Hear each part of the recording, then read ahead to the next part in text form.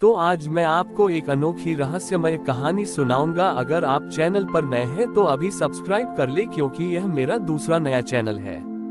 तथा कहानी पूरा देखे, अंत में एक अनोखा रहस्य छुपा है। धन्यवाद। तो सुनिए। एक बहुत ही कलात्मक गांव में, जहां हर परिवार किसी न किसी कला में माहिर था, एक लड़का रहता था जिसका नाम था पवन। पवन बहुत ही हुनरमंद था और वह मिट्टी और कपड़े से अद्भुत गुड़ियाएं बनाता था। वह इतनी सुंदर और जीवंत लगती थी कि गांव के बच्चे उन्हें देखकर खुश हो जाते थे। लेकिन पवन का मन उदास रहता था, क्योंकि उसके परिवार में गणेश चतुर्थी का त्योहार कभी नहीं मनाया गया था। पवन के दादा दादी एक पुराने नियम का पालन करते थे। उनका मानना था कि गणेश जी की पूजा करने के लिए बहुत धन और सामग्री की आवश्यकता होती है, और चूंकि वे गरीब थे, इसलिए उन्हें ये पूजा नहीं करनी चाहिए। पवन को ये बात बहुत बुरी लगती थी। वह हर साल गांव के पंडाल में जाता और लोगों को भव्य मूर्तियों की पूजा करते देखता। इस साल पवन ने गणेश चतुर्थी के लिए कुछ खास करने का फैसला किया। उसने अपनी सारी बचत से थोड़ी मिट्टी खरीदी और एक छोटी सी गणेश जी की मूर्ति बनानी शुरू की। यह मूर्ति मिट्टी की थी, लेकिन पवन ने इसे बहुत ही लगन और प्यार से बनाया। उसने अपनी बनाई हुई गुड़ियाओं से थोड़े थोड़े कपड़े लेकर गणेश जी को एक सुंदर धोती पहनाए और अपनी बनाई हुई छोटी सी फूलों की माला से उन्हें सजाया। जब मूर्ति तैयार हो गई तो वह बहुत ही अनूठी और आकर्षक लग रही थी। पवन ने उस मूर्ति को अपने घर के आंगन में रख दिया। तभी उसके दादाजी ने उसे देखा। पवन, मैंने तुमसे कहा था ना कि हमारे घर में गणेश चतुर्थी नहीं मनाई जाएगी, दादाजी ने थोड़ी नाराजगी से कहा। पवन ने विनम्रता से जवाब दिया, दादाजी, मैंने यह मूर्ति पूजा के लिए नहीं बनाई है, बल्कि सिर्फ अपने मन की खुशी के लिए बनाई है। दादाजी ने चुपचाप उसे देखा, लेकिन कुछ कहा नहीं। अगले दिन गांव में एक बहुत अमीर व्यापारी आया। उसने गांव के कारीगरों की कला को देखने का फैसला किया।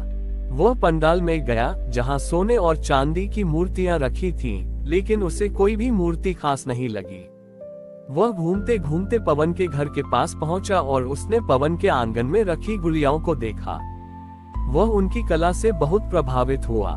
इन गुड़ियाओं को किसने बनाया है? व्यापारी ने पूछा।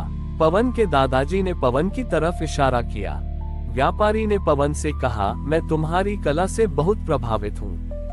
क्या तुम मेरे लिए एक विशेष गुड़िया बना सकते हो? मैं तुम्हें उसकी मुंह मांगी कीमत दूंगा। पवन ने हामी भर दी और उसने तुरंत व्यापारी के लिए एक सुंदर गुड़िया बनानी शुरू की। तभी व्यापारी की नजर आंगन में रखी गणेश जी की मूर्ति पर पड़ी। वह आश्चर्यचकित रह गया। यह मूर्ति किसने बनाई है? उसने पूछा। पवन ने कहा, मैंने। व्यापारी ने कहा, यह मूर्ति बहुत अलग है। इसमें कोई दिखावा नहीं है, बस सादगी और शांति है। मुझे ये बहुत पसंद है। मैं इसे खरीदना चाहता हूँ। दादाजी ने व्यापारी की बात सुनी तो उन्हें थोड़ी शर्मिंदगी महसूस हुई। पवन ने व्यापारी से कहा, मैं इस मूर्ति को बेच नहीं सकता, क्योंकि यह मेरे दिल से बनाई गई है। व्यापारी ने पवन की ईमानदारी की सराहना की और उससे कहा, अगर तुम इसे बेच नहीं सकते तो क्या तुम इसे मुझे भेंट कर सकते हो? उद्धरण चिन्ह। पवन ने मना नहीं किया और उसने उस मूर्ति को व्यापारी को भेंट कर दिया। व्यापारी ने बदले में पवन को सोने के सिक्कों से भरी एक थैली दी और साथ में एक भव्य गणेश मूर्ति बनाने का ऑर्डर भी दिया। व्यापारी ने उस गुड़िया जैसी गणेश मूर्ति को अपने महल में रखा और उसकी कहानी सभी को सुनाई। गांव के लोगों ने भी जब ये सुना तो उन्हें अपनी गलती का एहसास हुआ। वे समझ गए कि भगवान को कीमती सामान से नहीं, बल्कि सच्ची भावना और सादगी से प्रसन्न किया जा सकता है।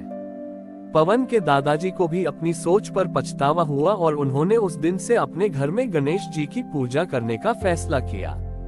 उस वर्ष पवन ने अपनी कमाई से गांव में एक छोटी सी पाठशाला खोली, जहां वह बच्चों को कला सिखाता था और सबसे महत्वपूर्ण, ये सिखाता था कि कला और भक्ति का सबसे बड़ा मूल्य दिल से आता है, न कि धन से। पवन की बनाई हुई गणेश जी की मूर्ति और उसकी पाठशाला की प्रसिद्धि दूर दूर तक फैल गई। गांव के बच्चे अब केवल मिट्टी के बर्तन या लकड़ी की नक्काशी नहीं सीखते थे, बल्कि वे अपनी कला में दिल और भावनाएं डालना भी सीखते थे। पवन ने उन्हें सिखाया कि कला का असली उद्देश्य केवल पैसा कमाना नहीं, बल्कि दूसरों के जीवन में खुशियां लाना है।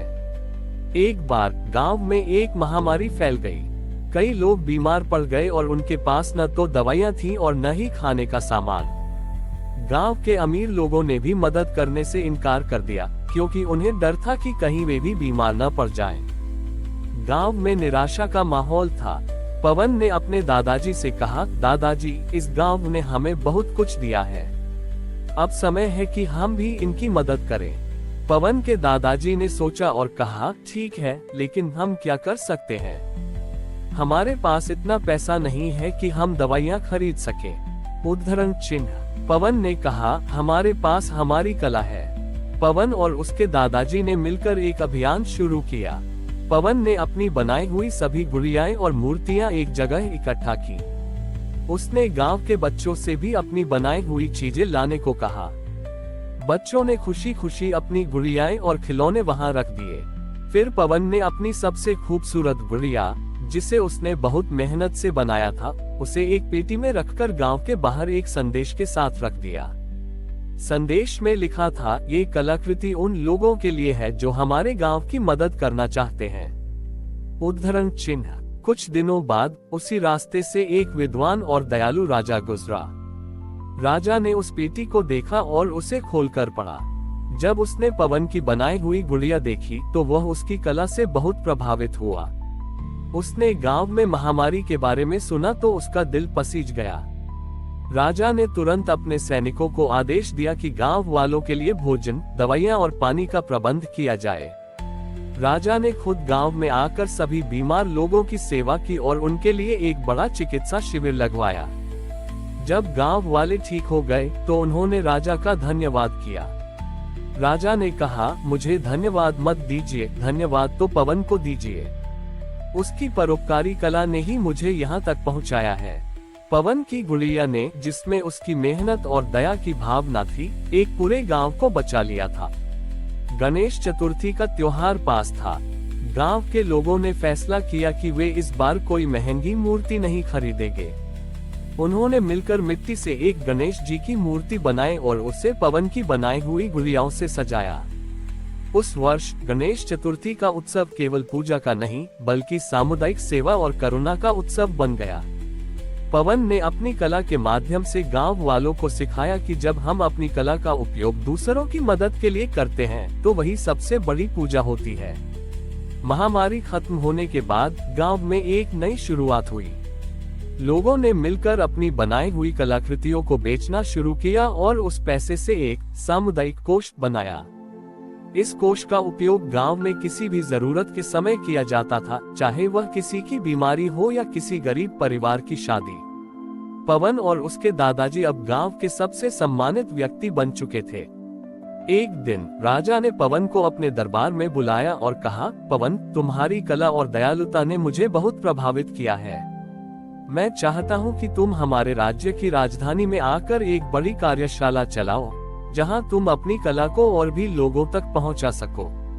पवन ने राजा का बहुत सम्मान किया, लेकिन उसने विनम्रता से उस प्रस्ताव को अस्वीकार कर दिया।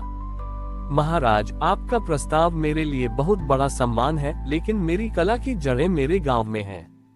मेरे गांव के बच्चों को अभी भी मेरी जरूरत है।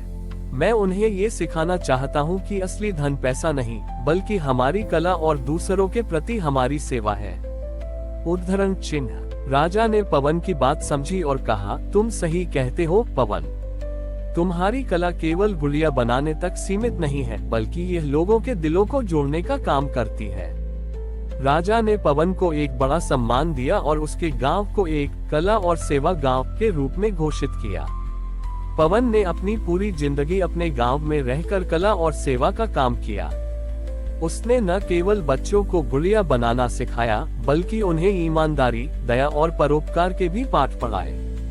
हर साल गणेश चतुर्थी पर गांव के लोग अब भव्य मूर्तियां नहीं बनाते थे, बल्कि वे मिलकर मिट्टी से एक साधारण सी मूर्ति बनाते थे।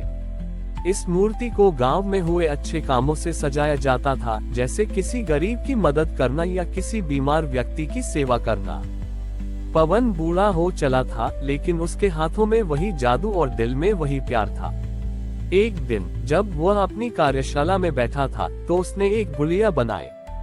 ये गुड़िया किसी इंसान की नहीं बल्कि एक छोटे से चूहे की थी जो गणेश जी की सेवा में बैठा था।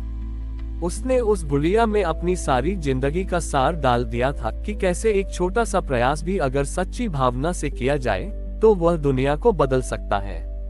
उस साल की गणेश चतुर्थी पर गांव के लोगों ने उस चूहे की गुड़िया को गणेश जी की मूर्ति के पास रखा।